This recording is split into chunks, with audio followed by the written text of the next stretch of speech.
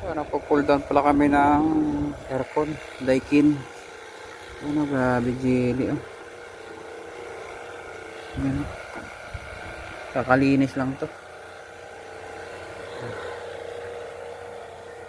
Grabe ka dumi. Ayan, oh. Ito yung secondary drain.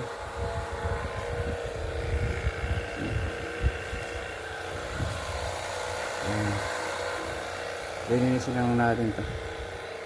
Nalinis na namin to. Sobrang linis na to. Ito yung lower tsaka yung secondary drain. Malinis na.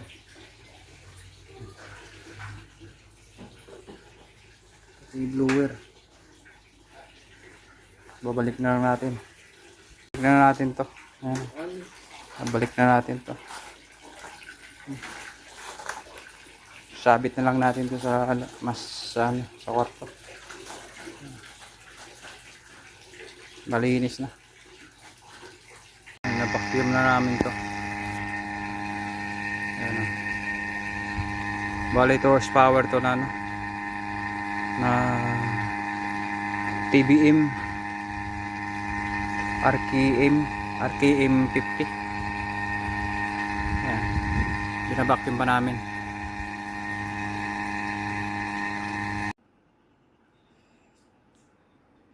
Ayan, gumagana na siya. Gumagana na yung unit. Lakas na ng hangin. Saan bunga niya? Okay na. Taking lang. Gumagana na siya. Apirahin nasa 3.91. Taas pa yan.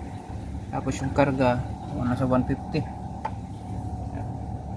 Bababa pa yan, mag-high speed pa yan. Okay na. Ano na yung tulo.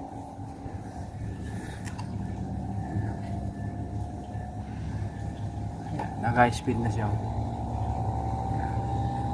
Tapos yung maximum niya nasa 13. Dapat nasa lang to, nasa 8-9.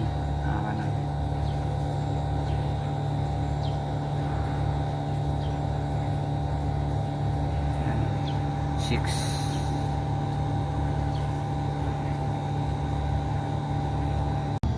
Nasa 145 PSI. Tapos yung amperahe niya nasa city. Yan. City 8 lang pala to. Nag pa to. Nag low speed pa lang, hindi pa nag high speed. Mag high speed din to, nasa 8. Yan. Okay na. Babalik na natin. Libre pagkain kami oh. Ay, natutuan pa kami ng ng customer. Munggo, sarap yung munggo nila. Kaya pa chicken nila, sarap. Sausawan. Sulbadan panood to.